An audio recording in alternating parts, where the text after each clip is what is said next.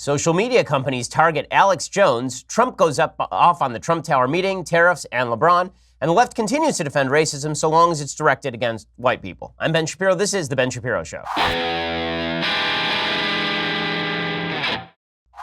Oh man, we have so much to get to today. It was a very full weekend of Trump tweets and more Trump tweets and then even more Trump tweets after that. I want to remind you, I think we're only about a week away from our big live events. So if you're going to go check out those last minute tickets, now is the time at dailywire.com/events. Go check those out. Also, it is imperative that you think about the quality of the air that you are breathing. There's this article that I saw last week about how air pollution in national parks is as bad as the top 20 major cities in the United States.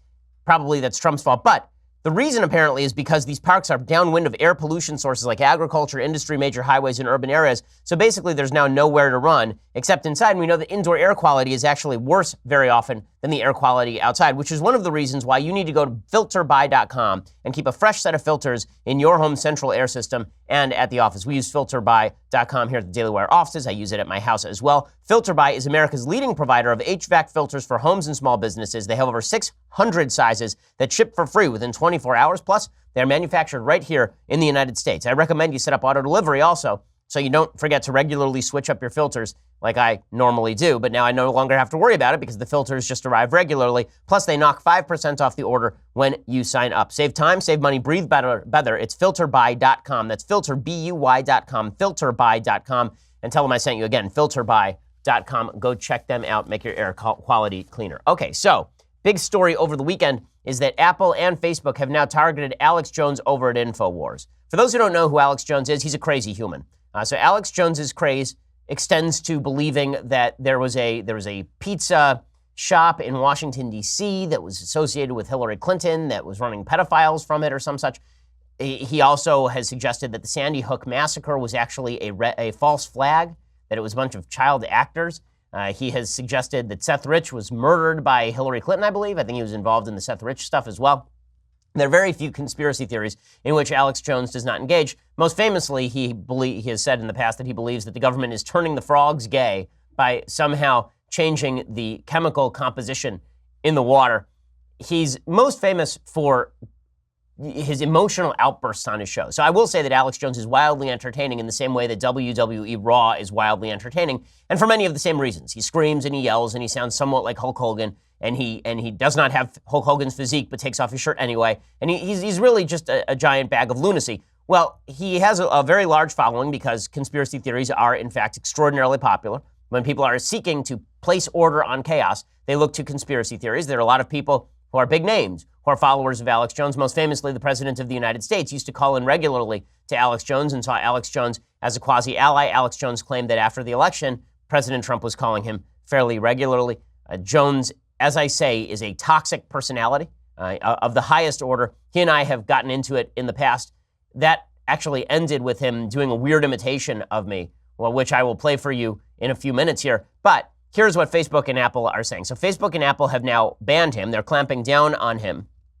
Suffice it to say that while I think that Alex Jones is basically a giant dumpster fire of human, that he smells like the burning garbage that aerates the scent of New York City, I think that Alex Jones should not be banned from Apple and Facebook simply because the standards that are being used by a lot of these social media companies are extraordinarily vague. Apple and Facebook, according to CNBC, have now clamped down on content by Alex Jones Monday. The former pulled 5 of his podcasts. The latter removed 4 pages controlled by him. Apple confirmed on Monday it removed 5 of the 6 podcasts, which included Jones' infamous The Alex Jones Show, as well as a number of other InfoWars audio streams. The news was originally reported by BuzzFeed News. Jones, of course, is a controversial conspiracy theorist who has claimed that the 2012 Sandy Hook shooting was a hoax, and he has been hit with other content bans from YouTube as well as Spotify. Apple's move is pretty dramatic. They've taken down the entire library of InfoWars podcasts rather than a select few episodes. An Apple spokesperson said, quote, "Apple does not tolerate hate speech, and we have clear guidelines that creators and developers must follow to ensure we provide a safe environment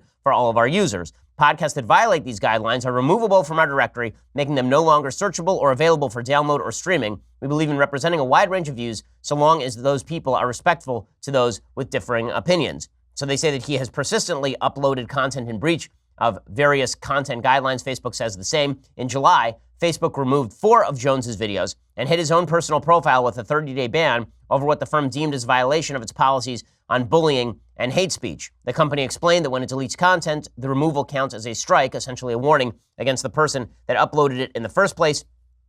In the case of pages, Facebook says it holds both a page and an administrator who posts content in violation of its rules accountable. They said that this was not about fake news.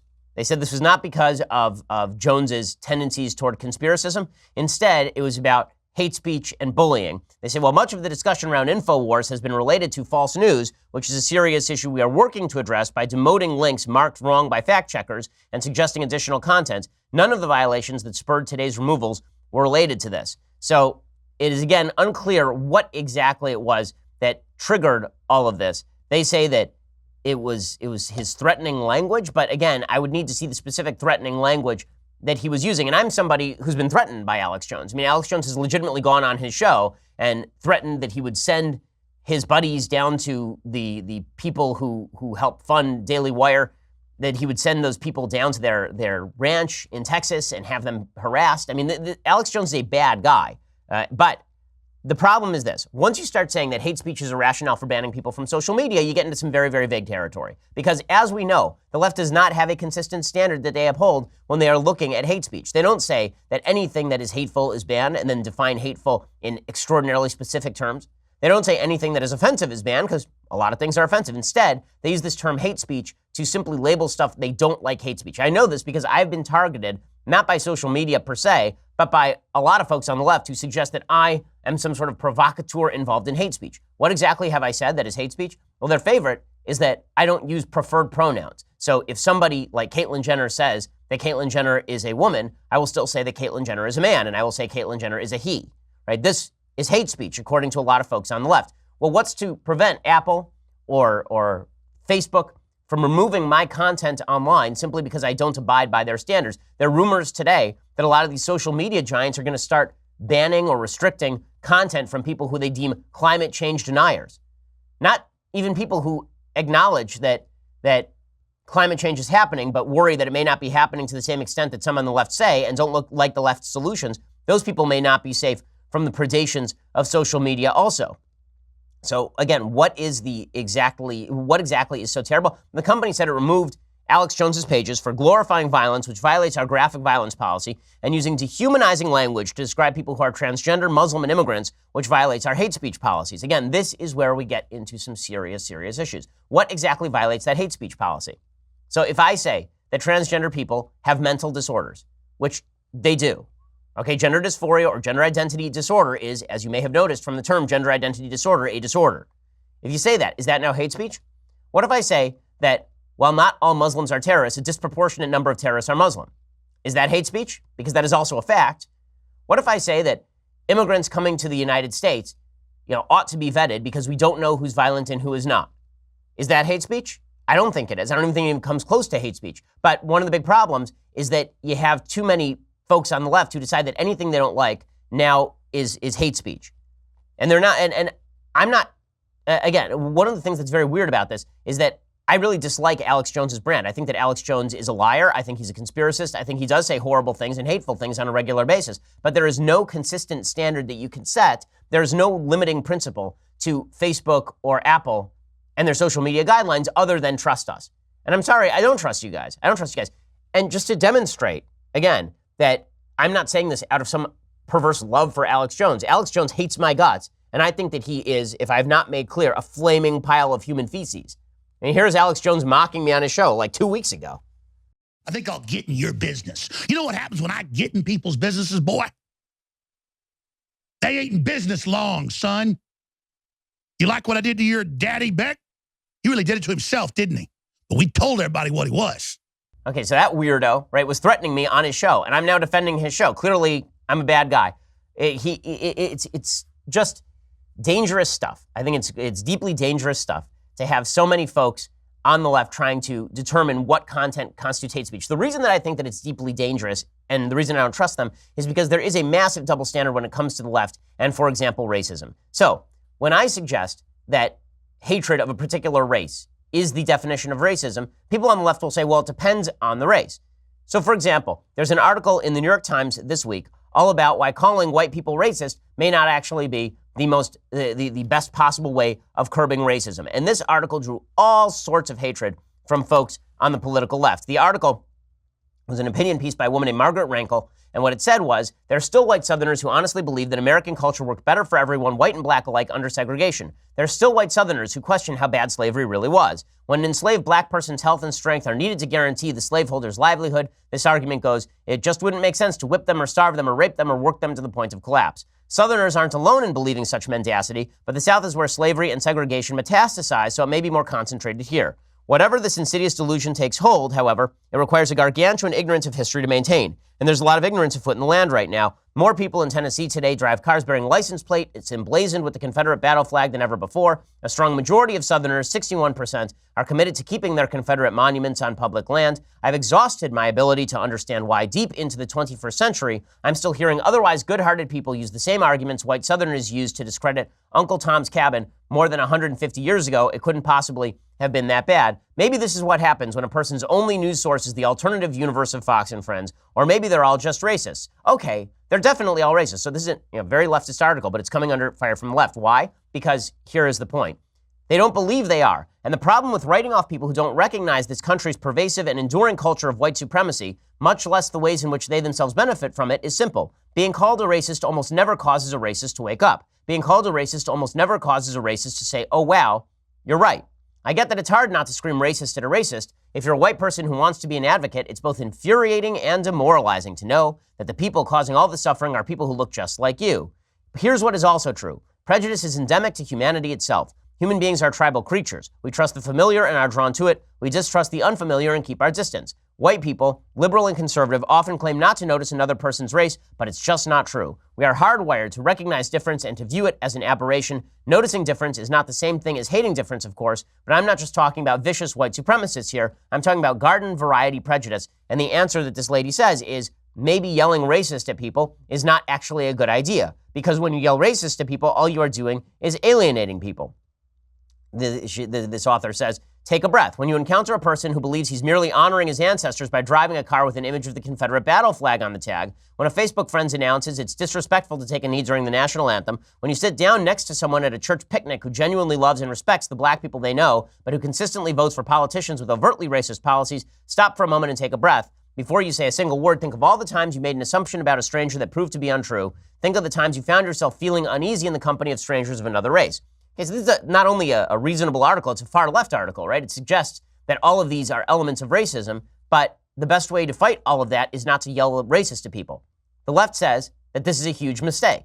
Right? The left says that if you yell racist at a bunch of non-racist white people, that's totally fine. But if you say anything racist about a member of another race, then it's racism. I want to explain why the left believes this and what the ramifications are of that in just one second. First, let's talk about stamps. Okay, so how much time have you spent driving down to the post office lately? Probably you've spent some.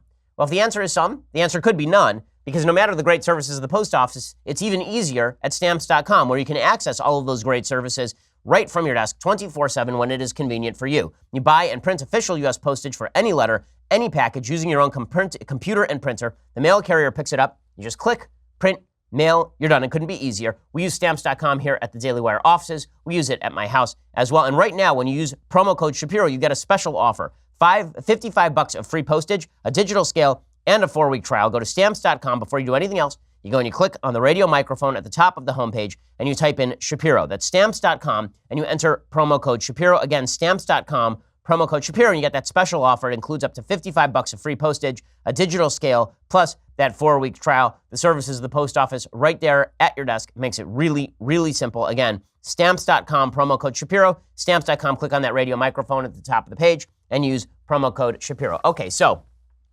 there's this article in the New York Times in which it says maybe you don't want to call all white people racist, and the left goes mad. Why shouldn't we call all white people racist? Instead, we should point out that when people are racist, they're racist. Okay, so here's an article from Linda Tirado over at the Daily Beast, and this is fascinating. She says, poverty doesn't make you racist. It's more that the exhaustion strips you of the ability to dissemble for long, so if you're inclined toward racism already, it shows. A life lived close to tears of sheer fatigue and stress is not one in which you can expend the energy to stop yourself spouting your resentments or wielding your fears as a weapon. So in other words, some people choose racism, poverty doesn't cause racism, but individuals are responsible for their own racism, so why would you go easy on white racists? Hey, that's an opinion with which I have some sympathy. The problem is that the left has then claimed that Sarah Zhang, who is this new member of the New York Times editorial board, who has literally dozens and dozens and dozens and dozens of anti-white hate tweets on her feed, right? She's been left alone by the left. The left says that her brand of racism is just fine. Now, how do you know the left has a double standard on this? Because this is hilarious. Candace Owens, who is black, right, a black woman, she took all of Sarah Zhang's tweets, or some of them, and she replaced the word white with black, tweeted them out, and Twitter banned her for a day. Right? Sarah Zhang is still on Twitter. Candace Owens was tossed from Twitter for a day. Twitter called it a mistake, but it's pretty obvious that there's a double standard in how exactly the left approaches these issues. So when we talk about Alex Jones and whether Alex Jones ought to be banned by Facebook or Apple, no matter how much you dislike Alex Jones, the reality is the left is never going to consistently apply their standards, which suggests that if we have to choose between an inconsistently applied standard and no standard might actually be the better move, okay, which is a scary place to be because the left is so damn dishonest about their social standards on this sort of stuff. Okay. Meanwhile, over the weekend, it was a busy weekend for the President of the United States particularly. He decided to tweet a lot. Many of the tweets, so many tweets. So the President of the United States decided for some reason that he was going to tweet out about the Trump Tower meeting. Now, as you recall, the Trump Tower meeting happened in June of 2016. This was a meeting between Donald Trump Jr. and some other members of the Trump campaign and a woman named Natalia Veselnitskaya. She's a Russian lawyer. And that meeting had basically been prepped by a Russian source writing to Donald Trump Jr. saying, we have information, or the Russian government may have information on Hillary Clinton. Would you like to get together with an emissary of the Russian government to hear this dirt? And Donald Trump Jr. was like, yeah, let's do it. Yeah. So then they had the meeting. And just to recall the timeline, after they had the meeting, the President of the United States dictated a statement to Donald Trump Jr. in which Donald Trump Jr. said that the meeting was originally about adoptions, that it was really about adoption policy and Russia wanting to change adoption policy, and so they had the meeting. And then it turned out that the meeting was not about adoption policy. It was, in fact, about getting dirt on Hillary Clinton. And the president's lawyer said that Trump didn't know any of this, that Trump was not involved with the drafting of the statement at all. Then it turned out that Trump was indeed involved with the drafting of the statement. He, in fact, dictated the statement essentially word for word. And then yesterday, the President of the United States tweeted this out. So he tweeted out, quote, fake news reporting, a complete fabrication that I am concerned about the meeting my wonderful son Donald had in Trump Tower. This was a meeting to get information on an opponent. Totally legal and done all the time in politics, and it went nowhere. I did not know about it. So the entire world goes nuts because now President Trump, who once claimed that this meeting was about adoptions and that he had nothing to do with writing the statements, has now announced that he wrote the statement and also that the meeting was not about adoptions. The meeting was actually about getting information on Hillary Clinton.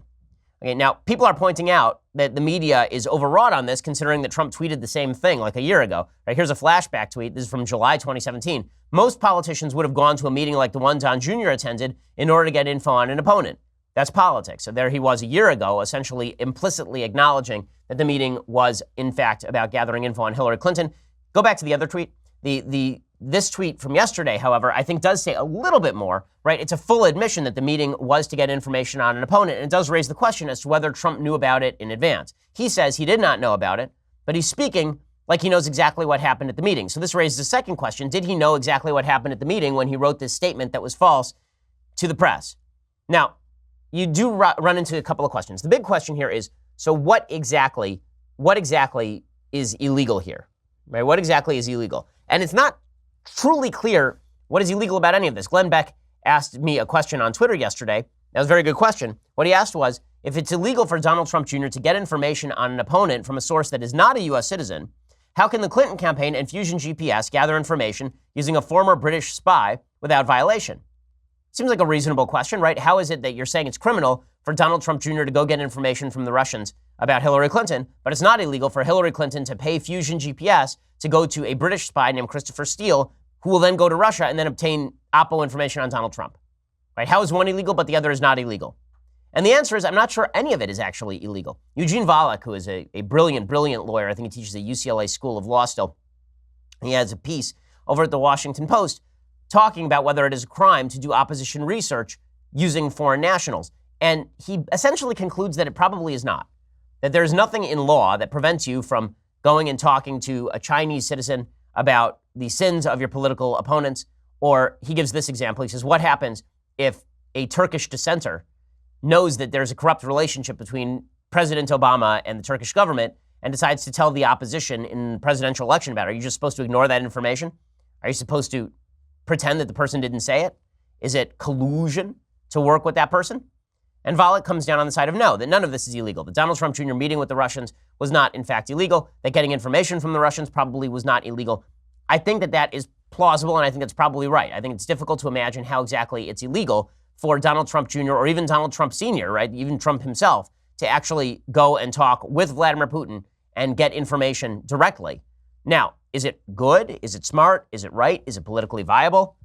No, I don't think that it is. There are a couple of other areas in which illegality could, in fact, be implicated. I'm going to talk about those in just a second. First, I got to tell you about Peter Millar. Okay, so the clothes from Peter Millar are just first rate. As you know, I've been working on upping my style game and giving my closet a makeover, and Peter Millar is making all of that happen. It's easily the most comfortable clothing I've ever worn. I mean, this stuff is just supremely comfortable. The Peter Millar polo shirts, which I love, they offer comfort and style. They're easy to take care of. They're right out of the dryer. You don't have to put an iron to them. They're great for the golf course. They even have sun protection built into the shirt. Peter Millar 5-pocket pants are lightweight. They are highly breathable. You know, it's really hot this summer, so you want Peter Millar stuff. It's made from the highest quality Pima cotton. They have comfort stretch for ease of movement. They fit like your favorite jeans with the style to be worn anywhere. They have Peter Millar's exclusive wash and finish to enhance that softness as well. And their performance shorts are moisture-wicking, breathable, quick drying. Their shorts are really comfortable. I mean, all their clothes are just, they're stylish, they look great, and they really feel good. Peter Millar is my go-to clothing for vacation, work events, the golf course, even working out. I put Peter Millar on in the morning, and then you never look out of place. You can check him out on social media, at Peter Millar and at Peter Millar Golf. Most comfortable clothing you're ever going to wear, go over to petermillar.com/Ben, and you can check out some of my Peter Millar favorites. Be sure to use my link. You'll receive complimentary shipping and a free hat. That's petermillar.com. That's Peter Millar, MILLAR.com/Ben. petermillar.com/Ben. Use that /Ben so they know we sent you, and you can get that complimentary shipping and the free hat. petermillar.com/Ben. Awesome clothes. Just go check it out right now. Okay, so is there any illegality to Donald Trump Jr. having met with this Russian lawyer now that President Trump has admitted that that is what exactly the meeting was about? Well, not unless there was coordination regarding an underlying crime. So let's say that Donald Trump Jr. or Donald Trump Sr. met with Russian lawyers, and then they decided that they were going to hack the DNC and coordinate about that. Well, hacking the DNC is illegal. So if you are in the midst of a conspiracy to hack the DNC, that's illegal activity. There's no evidence that this is exactly what happened. Other possible areas of illegality: unreported campaign expenditures. So let's say that the Trump administration, or the Trump campaign rather, paid the Russians for the information, then didn't report it to the FEC. Well, that would be a violation of campaign finance. The theory that they are using most often here, though, is illegal in-kind contributions unreported from foreign sources. So, in other words, you've got the Russian government that is donating information to the Trump campaign, and that acts as an illegal in-kind contribution. Again, though, I'm unsure that's the way that the law ought to be applied. And the reason I say that is, again, you have a situation where you find out that the President of the United States is in bed with the Turkish government, and a Turkish dissenter goes to the opposition in the United States and gives that information. Is that an illegal in-kind contribution? Hard to imagine that counts as an illegal in-kind contribution. People do stuff for campaigns on a daily basis. That's not necessarily an illegal in-kind contribution. And the bar is a little bit higher than that. And it should be higher than that, because the fact is that free flow of information during a campaign is actually a good thing. We want to know more about the candidates for whom we are voting. So what is the distinction, theoretically, between Hillary Clinton hiring Fusion GPS to hire a foreign citizen to go get Oppo on Trump, and Trump Jr. working with the Russians? There could theoretically be two distinctions. First distinction could be that Hillary may not have known that Fusion would use a foreign source where Trump Jr. directly met with one. And second, Hillary paid Fusion GPS and apparently reported it to the FEC, so at least the FEC knew what was going on, whereas Trump Jr. didn't pay for anything or report. But that leads to this bizarre situation where if you pay a foreign source for Oppo on your opponent, that's better than just getting it on a volunteer basis from a foreign source. So in other words, it's not clear that Trump Jr. actually committed a crime in any of this. So all of the talk about Trump Jr. and Trump admitting that this whole thing was designed to get Oppo research on Hillary Clinton, not clear that any of that is criminal, even if it is true. Now, is it politically good? No. Impeachment is a political crime. It is not a crime. Okay, so the President of the United States may not even be able to be tried in criminal court. Right? That's actually very unclear under the Constitution of the United States. What is pretty clear, however, is that if the President of the United States knew that the Russian government was attempting to work with him to take down Hillary Clinton, and he decided to operate in those spheres, that Democrats would attempt impeachment. They would claim that this was enough to go after President Trump. This is why you are seeing the Trump team say collusion is not a crime. saying, okay, you actually need a crime in order to impeach, the Democrats are just going to impeach for whatever reason they can get behind. Now, where is the actual criminal activity? Well, Donald Trump Jr. did testify, I believe, under oath, that Donald Trump Sr. did not know about the Trump Tower meeting. If it turns out that is false, that's what we call a perjury trap, and now Donald Trump Jr. is in danger of perjury, and they could try to flip him against his dad, theoretically. Right? That could be a serious problem. But Trump has never testified. So none of this actually affects Trump personally. Right?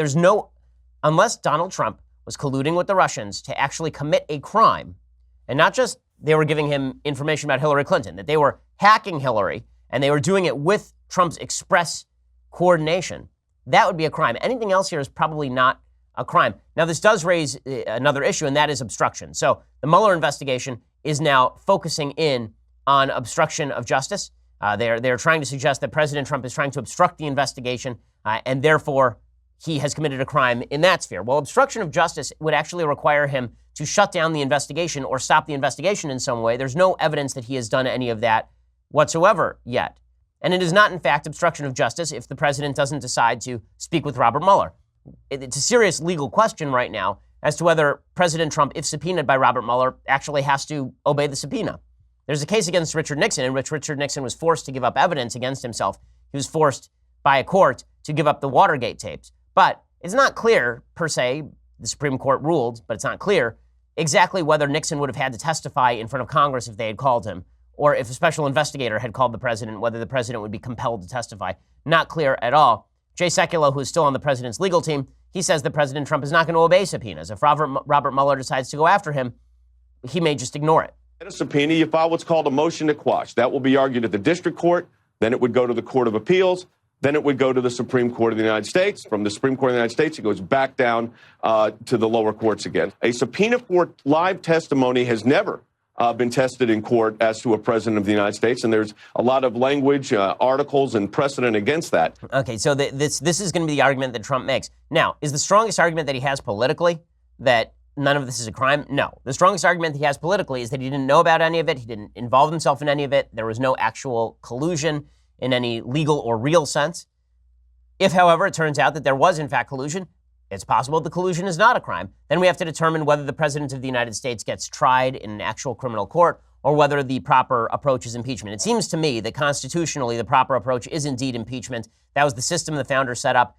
If you could just remove a president by having a criminal case brought against him, this would happen to virtually every president because it's not too hard to come up with a situation in which the president committed a crime. I wrote an entire book about why theoretically you should be able to prosecute a president.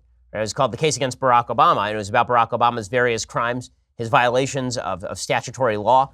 And the suggestion that I made is that law might have to be changed to allow for the prosecution of presidents, but I think that the Constitution itself is not really designed for that. You may actually need a constitutional amendment, although all of this is a really murky area of the law because it hasn't really happened very often. Only 2 presidents ever have been impeached in the House. Andrew Johnson was impeached in the House, and Bill Clinton was impeached in the House. Neither of them were actually convicted in the Senate, so both of them ended up retaining their office, obviously.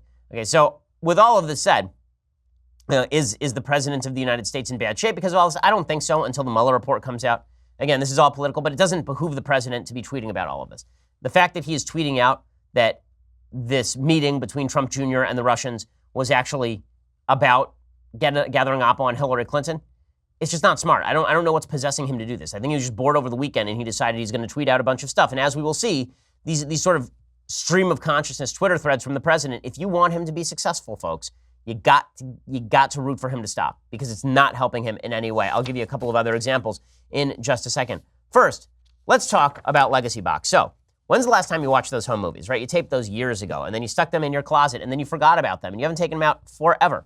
And then you've got a bunch in the garage, and those are all moldering, and they're falling apart. Well, if you feel like there's all this stuff in your closet you're not using, instead, what you should be doing is taking all of that and sending it to Legacy Box. It's a simple, affordable way to get your recorded moments digitally preserved on DVD or thumb drive so you never have to worry about it again. There's a fire in your house, and you're not rushing to your closet to get boxes of old tapes. You just grab the thumb drive and go. Here's how it works. You load Legacy Box with your old tapes, film, pictures, audio recordings. You send it back, and then you get them back in a couple of weeks on DVD or a convenient thumb drive, ready to watch, share, and relive. It's just awesome. Legacy Box takes care of everything, and they provide updates at every step of the process. So several years ago, my parents decided they wanted to preserve all of their family memories on DVD. It cost a fortune. We looked at Legacy Box, my family did, and it is significantly cheaper, and it's a lot easier because you just send it off and they've got it labeled so you know where every piece is, every step of the process. Go check it out right now. Over 350,000 families have used Legacy Box, and for a limited time, when you go to legacybox.com/Ben and enter my code Ben, you get a 40% discount on your order. That's legacybox.com/Ben. Again, legacybox.com/Ben. You get a 40% discount on your order. It's totally worth it. It makes a fantastic gift for your parents, particularly. Go check it out, legacybox.com/Ben. Again, legacybox.com/Ben. Okay, so speaking of the president's tweets, we're going to get to the president tweeting about LeBron and tweeting about tariffs and tweeting about the press. It was a busy weekend on Twitter for the president. But first, you're going to have to go over to dailywire.com and subscribe. $9.99 a month gets you a subscription to Daily Wire. Go over there. We have all sorts of awesome stuff happening behind the paywall at dailywire.com, and you help us bring you the show. Also, for $99 a year, you get this. The very greatest in all beverage vessels, the leftist tears, hot or cold tumbler. Go, behold it, enjoy it, hold it in your hands, and you shall experience the glory that is. So $99 a year gets you that. Plus, you can go over, subscribe at YouTube or iTunes, and you can be part of our Sunday special. We just had David Mamet on our Sunday special last week, and we have a bunch of awesome guests coming up in the next few weeks as well. So go check that out. We are the largest, fastest growing conservative podcast in the nation.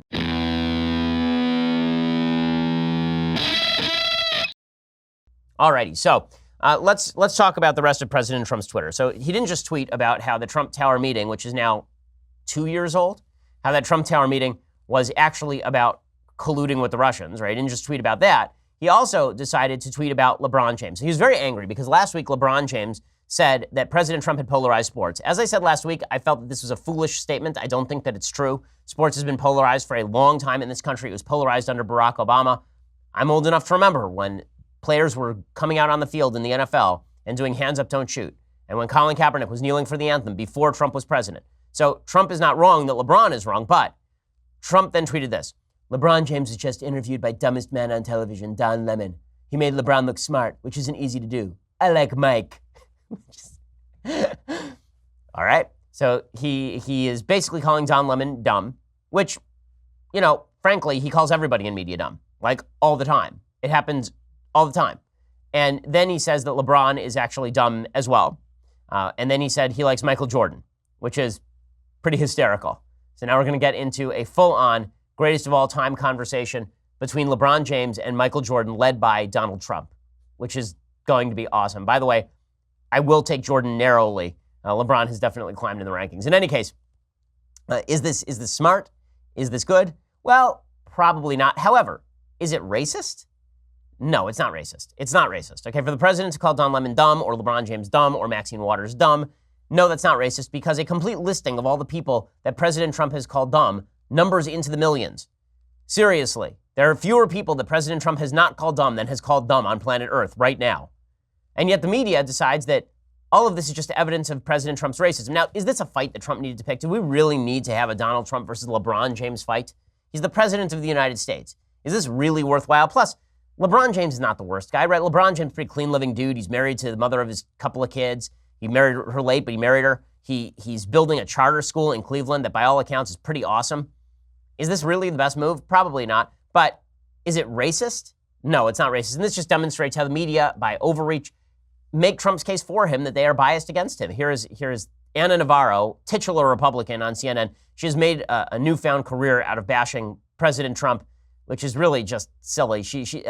I'm not sure what makes her a Republican anymore since she's embraced virtually every lefty policy proposal. In any case, she tweeted out, Trump called Don Lemon, LeBron James, and Maxine Waters dumb. One is from the South, one is from Cleveland, one is from LA, one is in the NBA, one is on TV, one is in Congress.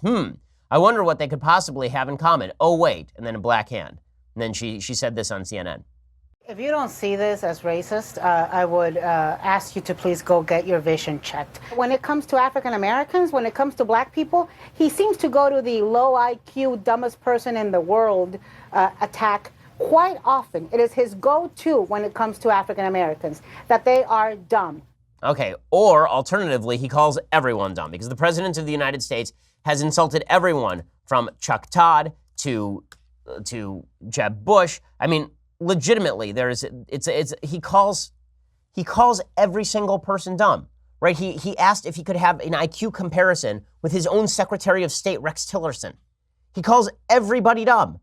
Like there's a huge list of insults. There are 487 people the president has insulted on Twitter, and I don't think that that's been updated. It was published in January 2016. The president does this all the time. He's called Mika Brzezinski low IQ. Is Mika Brzezinski black? Of course not. But the media always have to jump to their favorite insults, and that means that the president of the United States is racist. Now, again, is it worthwhile for the president of the United States to be attacking LeBron James and talking about Michael Jordan? No, but we know that the president is puerile on his Twitter account. And the fact the media feel the necessity to overreach on all of these issues is particularly stupid. Speaking of media overreach on all of these particular issues, President Trump tweeted versus the press. He knows that the way to get his base out is to attack the press consistently and openly. Here was President Trump tweeting out against the press. He tweeted, "The fake news hates me because they are the enemy of the people, only because they know it's true. I am providing a great service by explaining this to the American people. They purposely cause great division and distrust. They can also cause war. They are very dangerous and sick."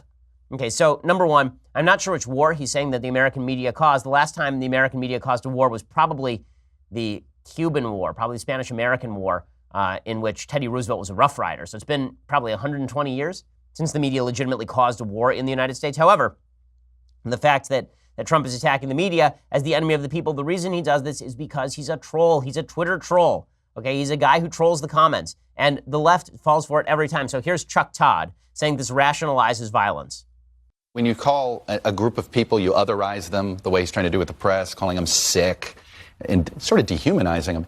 It makes violence against the press easier to rationalize for some. Oh, really? I mean, that's the big deal? The violence against the press is going to be rationalized? Where are all the cases of violence against the press by Trump supporters? I'm just wondering. Really, I'm wondering, because like this morning, Candace Owens and Charlie Kirk over at TPUSA, they were sitting in a restaurant over in Philadelphia, and a bunch of Antifa members saw them, decided to run inside, and then harass them out of a restaurant where they started dumping water on them. Here's what that looked like and sounded like. White supremacy! White supremacy! White supremacy! There's get that out of my face. Don't let that touch me. I'm not kidding. And then they're trying to scream. Just geniuses over here. I do have to, and then they're pouring water on Charlie, which is, yes, I'm sure that the media have much to fear, but those on the right, understand, it's only Trump that has made this climate. It's only Trump that has made this climate. Charlie Kirk and Candace Owens, by the way, you're going to be hard-pressed to find any two bigger Trump supporters in America, and they're the ones who are having water poured on them for the sin of sitting at a restaurant in Philadelphia. So look, Trump knows how to troll the press, and the press fall for it every time. Still, should the president be calling the press the enemy of the people? No. Is it something that, like Abraham Lincoln sitting around 1861, calling the press the enemy of the people? Not really. Also fair to say, Abraham Lincoln suspended the rights of habeas corpus and jailed journalists. So worth noting that as well, although he was in the middle of a civil war at the time. So is this appropriate? Not particularly. Okay, so meanwhile, the president of the United States Twitter rage didn't end there. He also decided to go off on tariffs. Now, there's been this great debate that has broken out amongst folks on the right as to whether Trump is legitimately a fan of tariffs or whether he is not. The answer is he is legitimately a fan of tariffs. The president likes to signal on the one hand that he wants to lower all tariffs to zero, and on the other hand that he likes tariffs. The lower tariffs to zero argument is actually not the one coming from President Trump's heart. The reason I know this is because if you look at President Trump's rhetoric over the last legitimately 35 years, he has always been in favor of high trade barriers and protectionism. He's a fan of high trade barriers and protectionism. And he tweeted out his fanhood for tariffs over the weekend. He tweeted out, "Tariffs are working big time. Every country on earth wants to take wealth out of the U.S., always to our detriment. I say, as they come, tax them. If they don't want to be taxed, let them make or build the product in the U.S. In either event, it means jobs and great wealth." And they continued along these lines. "Because of the tariffs, we will be able to start paying down large amounts of the $21 trillion in debt that has been accumulated, much by the Obama administration, while at the same time reducing taxes for our people. At minimum, we'll make much better trade deals for our country." Okay, there are so many things wrong with these tweets just on an economic level that it's hard to describe all of them. Let's begin with the idea that the quote-unquote tariffs are working big time. There's no evidence that the tariffs are working big time. The only thing they are doing is actually directing American business out of the country. He says that every country on earth wants to take wealth out of the United States, always to our detriment. Me buying a product from a foreign company at a cheaper price is not me being victimized by that company. That is silly towns. And that company has to reinvest in the United States, which is why some of the biggest automakers in the United States are Toyota and Honda, as well as BMW, by the way. And then he says, as they come, tax them. If they don't want to be taxed, let them make or build the product in the U.S. In either event, it means jobs and great wealth. No, it does not. It does not mean jobs and great wealth to tax the American people by charging them higher prices for the goods that they wish to buy. And then he continues with the falsehoods here. I mean, this is not even economically literate. He says, because of tariffs, we will be able to start paying down large amounts of the $21 trillion in debt that has been accumulated. Okay, in order for that to be true, what he basically has to be saying is the amount of taxes that we take off of foreign products, right, by raising the price and then we tax a product as it comes in, we're going to take all that money and we're going to pay it back to pay down the debt. The problem is, of course, that when you lower the economic growth in a society, which is what tariffs also do, you take in less income tax and less sales tax. So there's no evidence that tariffs are going to outweigh the economic impact of the tariffs in terms of paying down the debt. Also worth noting, President Trump has blown out the deficit. Now, I know that we're all supposed to pretend that this has been a fiscally responsible administration. This has not been a fiscally responsible administration. I like a lot of their monetary policy. I like the tax cuts. I like the regulatory policy. They are blowing out the spending. The deficit is actually increasing at a higher rate than it did in the last years of Obama. Okay, so this talk about Donald Trump being some sort of deficit hawk is just ridiculous. And when he finally says that this reduces taxes for our people, tariffs are literally a tax. It does not reduce taxes on Americans to make them pay more for products. Tariffs are literally a tax on the American people. So none of this makes any sense at all. And again, it betrays what the president actually thinks. Now, there are people who say, well, this is going to come out in Trump's favor because the fact that he speaks so warmly of tariffs means that other countries are going to be afraid that he will use them, and then they will lower their own tariffs. Okay, well, if they come out that way, then great. But I don't think that that's part of Trump's strategy. I also don't think that that's necessary in order to get other countries to lower their tariffs. In fact, one of the best ways to get other countries to lower their tariffs is to lower your own tariffs. Because when you lower your own tariffs, what you're actually doing is you are making it easier for your own companies to produce advanced products with the importation of cheaper products from abroad. So let's say we lower our tariffs against foreign steel. Yes, it hurts the domestic steel industry, but it sure as hell helps the American car industry. The American car industry becomes a global leader because suddenly it's a lot cheaper to produce that car. When you import cheap products into the United States, I now save money that I can use to invest in workers here at the Daily Wire. Right? That sort of thing is how economics works. The fact that President Trump is tweeting about all of this, it's just not particularly, it's not good stuff. Again, Mr. President, if you would just go to a basement for 2 years and turn off your phone and watch just replays of Shark Week all the time, you would be at 55% in the approval ratings. You would win re-election easily.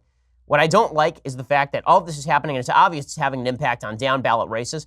If Congress goes the wrong way in 2018 and we hear the revisionist history about how it's the fault of the media, or about how it had nothing to do with Trump, or about how it was Democrat lies, or all the rest of this stuff. Listen, there are a few factors that are always consistent in American politics. The media are to the left and Democrats lie. All of this is true.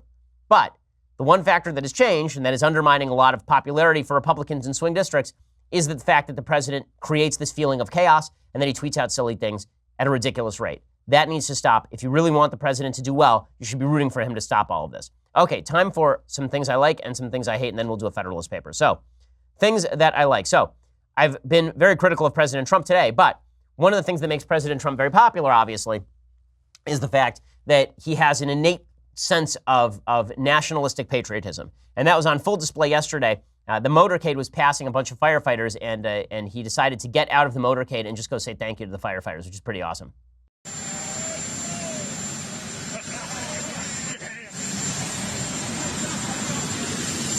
Thank you, man. Thank you. What do you want us to stand? Just like you're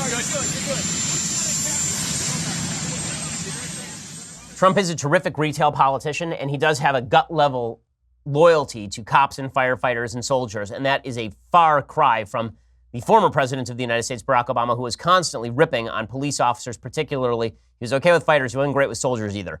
Trump has an innate level of love for these guys, and it comes across. That's why he stopped the car, and that is really good for him, obviously. Good for him. I mean, that's I think, how all of our politicians should behave when it comes to cops, firefighters, and soldiers. Okay, time for some things that I hate.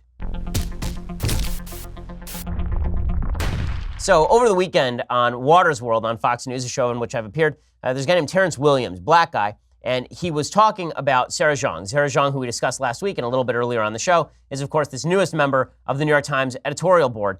and she is egregious, right? She talks incessantly about how white people are ruining the world.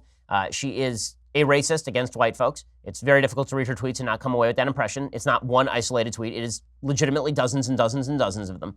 And Terrence Williams goes on Jesse Waters' show, and he launches into what can only be described as a racist attack on Asians, which is just great. I'm glad that we've decided to do this now. So they're saying, oh, yeah, some people said some racist stuff to her. So then she said racist stuff back to imitate them. Does that even make any sense? Oh, my, that don't make no sense. I don't know. No. There's something wrong with them fortune cookies that Ling Ling is eating. That she's eating. It's not wrong with her. Terrence, I think you now got yourself in trouble. Okay, so what's funny about this, the only thing that's funny about this at all, because the joke is not funny, the joke's terrible. The only thing that is funny about this at all is that the left got really offended at this after spending all of last week explaining that racism by people of color is not a thing, that black people cannot be racist. But I guess black people can be racist against Asians, but only under certain circumstances. This is the problem with the intersectional hierarchy. And when you suggest that there is, that we can judge by the color of your skin, whether you are capable of bad behavior or not, first of all, it's unbelievably paternalistic. Second of all, it's incredibly insulting to black folks and Asian folks and people of every race to suggest that bad behavior cannot be attributed to individual choices. It can instead be attributed to whether you are a member of a victimized minority group. I will say that there is something ironic about the left getting very, very upset about Terrence Williams saying this sort of stuff, where they would be fully fine with Sarah Jeong saying the same thing about white folks. She's sitting on the New York Times editorial board. I don't think Terrence Williams' invitation is in the mail anytime soon. Okay, other things that I hate. So Jeremy Corbyn, who's legitimately just an awful human being, he has now apologized for the hurt caused by the Labour Party's anti-Semitism in Britain. The Labour Party is a far-left anti-Semitic party that has basically embraced Hamas and Hezbollah. Jeremy Corbyn has explicitly done so. Right? He was caught on video in 2010 showing him at a pro-Palestinian rally and referring to Hamas terrorists as his friends and comparing the destruction in Gaza to that of Stalingrad and Leningrad during World War II. And here he is pretending that the Labour Party is not anti-Semitic. I'm sorry for the hurt that's been caused to many Jewish people. We have been too slow in processing disciplinary cases of mostly online anti-Semitic abuse by party members. We're acting to speed this process up. People who hold anti-Semitic views have no place in the Labour Party. People who hold anti-Semitic views have no place in the Labour Party except in their top leadership, because Jeremy Corbyn is in fact a brutal anti-Semite. And the fact that he is considered not so is just a demonstration that if you're a leftist, you can get away with legitimately anything on planet Earth. It truly is an incredible, incredible thing. Okay, time for a quick Federalist paper. So every week we go through a Federalist paper. We are all the way up to Federalist number 40. So in this Federalist paper, James Madison is still attempting to defend the fact that the Constitutional Convention went beyond its original mandate to alter the Articles of Confederation. So if you remember your history, there was something called the Articles of Confederation. That was the first attempt to form an American government. It was too weak because the centralized government didn't actually have the power to tax really or gather an army or protect the country. And so there was an Articles of Convention meeting, an Articles of Confederation convention rather, in which people were supposed to get together and change the Articles of Confederation. Instead, they went beyond that and just scrapped the entire thing. And here's Madison suggesting why that was okay. He says, let them declare whether it was of most importance to the happiness of the people of America that the Articles of Confederation should be disregarded and an adequate government be provided and the Union preserved, or that an adequate government should be omitted and the Articles of Confederation preserved. So this sounds a lot like the ends justify the means, the argument that Madison is making here, which is you sent us here to do one thing, we decided to do another thing. The product's good, so deal with it. I don't like this logic very much from James Madison. I think that when you are sent for a particular purpose, that you ought to fulfill that particular purpose. They are delegates. They are not there to completely surpass that. However, this is the difference between a republic and a democracy.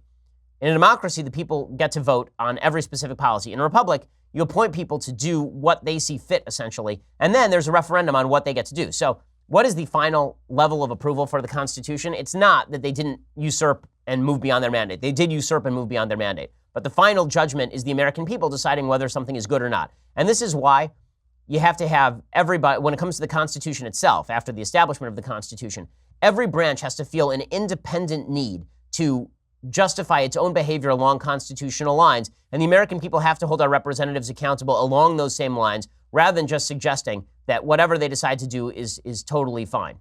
right? You have to constantly be holding yourself to a higher standard. I don't think they did, actually, when they formed the Constitution of the United States. In this case, maybe the ends did justify the means, but as a general rule of thumb, I think that the anti-federalists who argued this were probably on better footing than James Madison was. Okay, we'll be back here tomorrow with all the latest. I'm Ben Shapiro. This is The Ben Shapiro Show. The Ben Shapiro Show is produced by Senya Villarreal, executive producer Jeremy Boring, senior producer Jonathan Hay. Our supervising producer is Mathis Glover, and our technical producer is Austin Stevens. Edited by Alex Zingaro. Audio is mixed by Mike Caramina. Hair and makeup is by Jesua Alvera. The Ben Shapiro Show is a Daily Wire Forward Publishing production. Copyright Forward Publishing 2018.